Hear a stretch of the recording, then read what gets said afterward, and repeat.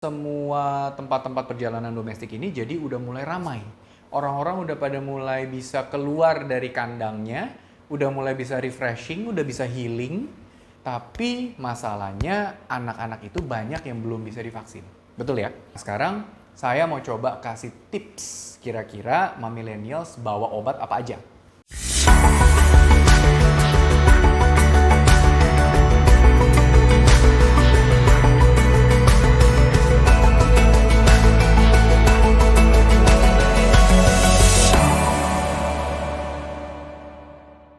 Halo millennials, kembali lagi di video YouTube kita hari ini bersama saya Dr. Gary. Dan hari ini saya mau cerita sedikit kalau misalnya memang sekarang di mana-mana kalau kita mau melakukan perjalanan domestik itu kan sudah kendor nih. Nggak usah PCR, nggak usah antigen. Kadang-kadang juga kita mau masuk ke mall juga kadang-kadang bisa nyelip aja, nggak usah pakai peduli lindungi juga bisa beberapa. Lalu juga belum lagi nanti sebentar lagi bulan depan akan rencananya mau mudik. Betul ya? Karena kan pemerintah bilang sekarang udah boleh mudik, tapi harus booster. Nah, tapi kan tidak ada peraturan yang bilang, oh harus antigen, harus PCR, dan lain-lain. Oleh sebab itu, sekarang kelihatannya semua tempat-tempat perjalanan domestik ini jadi udah mulai ramai. Orang-orang udah pada mulai bisa keluar dari kandangnya, udah mulai bisa refreshing, udah bisa healing. Jadi ini adalah satu momentum yang bagus untuk bisa liburan. Oke? Udah mumet nih. Tapi masalahnya anak-anak itu banyak yang belum bisa divaksin. Betul ya? Kalau anak-anak belum bisa divaksin, berarti artinya pada saat nanti jalan-jalan, lalu makan di luar, atau pergi kemanapun, kan bisa aja nih karena kerumunan, karena udah rame, akhirnya tertular. Atau kena penyakit. Oke? Sekarang, belum tentu COVID sih, maksudnya belum tentu COVID. Bisa aja kena batuk pilek, nanti dia diare lah, ntar apa kan itu bisa aja terjadi. Karena makanan, atau karena udara, karena cuaca. Nah sekarang saya mau coba kasih tips kira-kira millennials bawa obat apa aja. Oke? Saya tidak akan sebutin mereknya karena memang itu dilarang. Setiap kali saya berikan seminar untuk awam ataupun juga kepada sesama teman-teman sejawat dokter-dokter pun juga tidak pernah menyebutkan merek. Jadi saya hanya akan cerita secara umumnya. Karena millennials juga saya yakin pasti sudah punya obat-obatan andalan yang memang pasti akan dibawa. Oke, nah yang pertama, kalau misalnya millennial sudah tahu anaknya punya kondisi medis tertentu, yang memang millennial sudah tahu, oh anak saya kayaknya bisa asma nih dok, maka obat-obatan asma harus selalu dibawa. Oh anak saya gampang alergi nih dok, sensitif kulitnya, maka obat-obatan yang kulitnya itu harus dibawa. Lotionnya kah, salepnya kah, obat minumnya kah, itu semua udah pasti harus dibawa. Oke. Belum lagi kalau misalnya memang ada obat-obatan rutin. Misalnya kalau anak kita memang ada perlu minum obat jantung misalnya, perlu ada insulin misalnya kalau dia punya diabetes. Bisa loh, banyak loh. Diabetes itu atau penyakit jantung itu tuh tidak hanya terjadi pada orang dewasa doang. Anak-anak pun juga ada yang memiliki penyakit jantung bawaan. Lalu karena mungkin orang tuanya ada diabetes, lalu anaknya pun juga kena diabetes yang sudah dibawa dari lahir. Ataupun penyakit-penyakit lain yang memang sudah rutin minum obat. Nah, yang obat seperti itu sudah harus dibawa. Jangan sampai ketinggalan, karena nanti dia kesian. Atau misalnya ternyata di kota yang millennial setuju, ternyata nggak ada nih obatnya, kan repot. Pusing banget tuh pasti. Dan pastikan obat-obatan yang dibawa tidak ada yang expired. Kadang-kadang kita tuh suka beli, terus cuma minum sekali, kita simpan lagi di kulkas, tahu-tahu pas kita bawa kita nggak ngeliat tanggal expirednya. Begitu anak kita kenapa-kenapa pas kita lihat ya udah expired, pusing lagi nyari obatnya di mana-mana. Oke? Yang pertama saya mesti kasih rekomendasi soal itu. Yang kedua adalah kalau misalnya yang penyakit yang paling sering, biasanya kan udah pasti demam ya anak-anak kalau dibawa kemana-mana itu.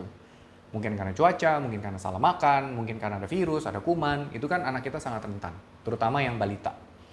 Jadi obat demam harus selalu dibawa. Kalau millennials cocok dengan paracetamol, maka bawalah paracetamol. Kalau misalnya millennials cocok dengan ibuprofen, ya bawalah ibuprofennya. Atau kalau perlu juga, bawalah obat yang paracetamol atau ibuprofen yang dimasukin dari anus.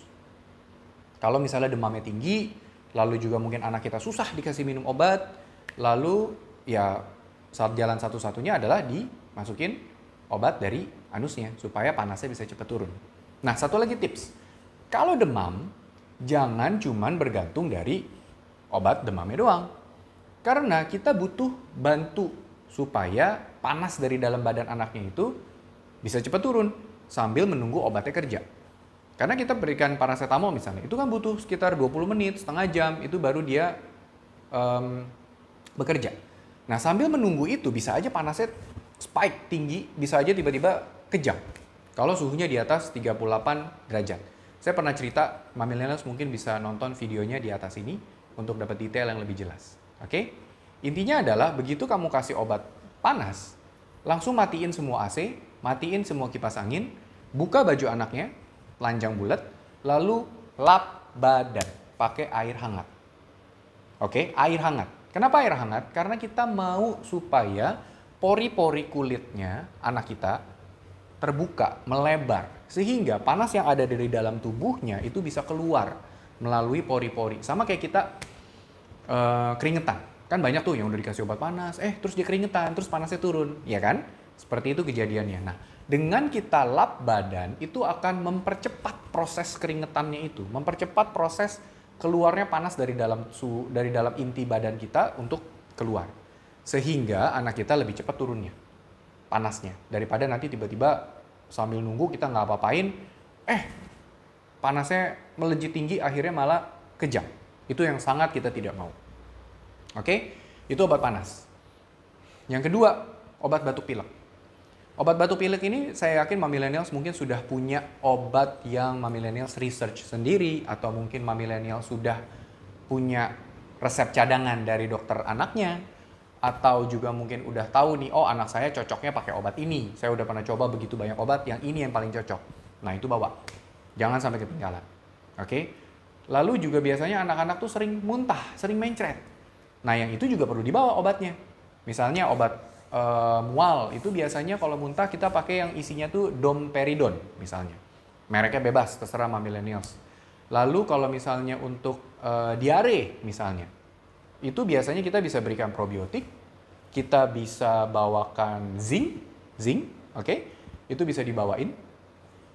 Dan kalau misalnya memang sampai ternyata nggak membaik juga misalnya, ya itu mau nggak mau harus segera ke dokter yang terdekat di sana. Tapi kan kita harapannya dengan obat-obatan yang sudah kita bawain ini, dan biasanya memang itu cocok, ternyata itu bisa membantu untuk meringankan gejala, bahkan tiba-tiba anak kita bisa sembuh sendiri. Kan harapannya seperti itu. Jadi perjalanan tidak terganggu, kita tetap bisa menikmati liburan tanpa khawatir anak kita terkena penyakit yang berat. Oke? Lalu yang keempat, vitamin. Vitamin saya rasa ini adalah salah satu yang paling penting. Amit-amit sampai lagi di perjalanan tiba-tiba anak kita demam dan ternyata dicek positif COVID, anak-anak itu kan sebenarnya tidak perlu dapat obat-obatan seperti antivirus atau yang misalnya obat-obatan untuk COVID seperti itu, kan biasanya mereka tidak perlu. Kecuali kalau gejalanya berat sekali. Ataupun antibiotik seperti itu kan juga sebenarnya udah nggak disarankan. Obat-obatan untuk COVID pada anak-anak adalah yang sesuai dengan gejalanya. Kalau demam kasih obat demam, kalau batuk pilek ya kasih obat batuk pilek, mual muntah mencret ya kasih obat sesuai.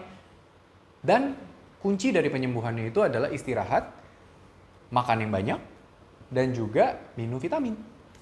Vitaminnya yang paling penting adalah vitamin yang mengandung vitamin C, vitamin D, dan zinc. Oke? Yang paling gampang gimana sih cara lihatnya? Kalau misalnya untuk anak-anak yang usianya di bawah 1 tahun, maka kebutuhan vitamin D-nya dia adalah 400 sampai 600 unit per hari. Oke, nggak usah tinggi-tinggi, kayak kasih tiba-tiba 1000 gitu, kebanyakan. Kalau misalnya anak kita usianya 1 tahun ke atas, nah itu biasa direkomendasikan untuk dapat vitamin D-nya 600 sampai 1000 unit per hari. Nah jadi Mamillennials tinggal cari aja, lihat aja vitaminnya, lihat komposisinya. Oh vitamin D-nya yang di sini mungkin 1 tetes udah dapat 600 unit, ya sudah kasih aja 1 tetes, selesai. Kalau zinc biasanya kita berikan itu sesuai umurnya. Kalau kurang dari 6 bulan, maka dosis zincnya adalah 10 mikrogram. Kalau usianya di atas 6 bulan, maka dosis zincnya adalah 20 mikrogram per hari. Oke? Jadi kalau misalnya gimana dok kalau saya punya multivitamin?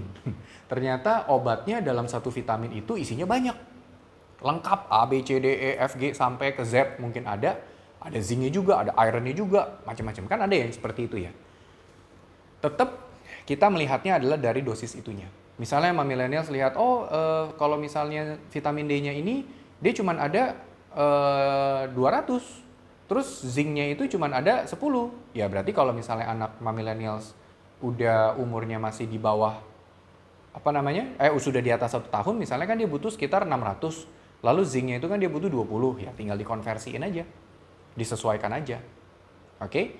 Kalau misalnya memang ada obat-obatan yang milenial yang sudah tahu, yang udah sering bawa, udah sering pakai, ya silakan aja dibawa seperti biasa. Oke? Nah, lalu yang terakhir. Kebanyakan yang saya lihat kalau anak-anak itu pada saat dia demam, biasanya itu sering terjadi ada peradangan atau dia kena virus. Yang paling sering. Tandanya apa? Tiba-tiba panasnya tinggi, mendadak. Tiba-tiba 38, tiba-tiba 39 dalam 1, 2, 3 hari pertama.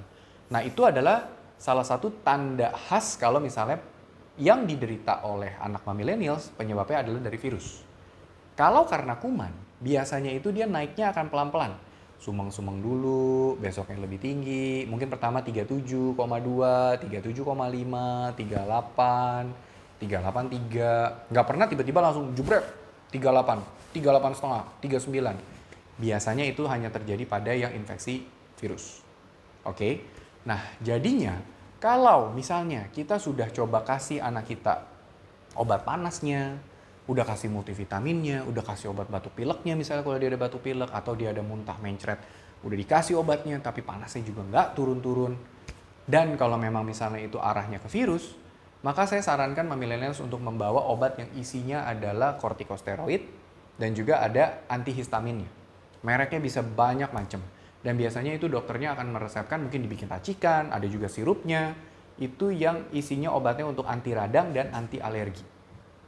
Oke, dosisnya berapa itu harus disesuaikan dengan berat badan. Mereknya apa? Ya itu harus minta ke dokter. Ya, jadi saya nggak bisa sebutin mereknya apapun di sini. Tapi intinya adalah kalau millennials sudah tahu obatnya itu apa, dibawa aja. Jadi nanti begitu millennials bepergian, lalu millennials punya kontak dokter anaknya, nah millennials bisa tanya, dok saya punya obat ini, bisa nggak dipakai untuk saat ini? Kalau ada yang kurang nanti saya beli lagi. Kan jadi seenggak-enggaknya kan ada pertolongan pertama, supaya bisa lebih cepat meredakan gejala yang anak kita rasakan sekarang. Oke? Mungkin bingung ya, karena saya nggak sebutin merek. Tapi mungkin millennials bisa coba konsultasikan juga dengan dokter anaknya, supaya millennials bisa dapat resep obat juga mungkin. Jadi bisa dibawakan supaya pada saat bepergian bisa ada obatnya. Oke? Kalau millennials masih ada pertanyaan, silakan ketik sebanyak-banyaknya.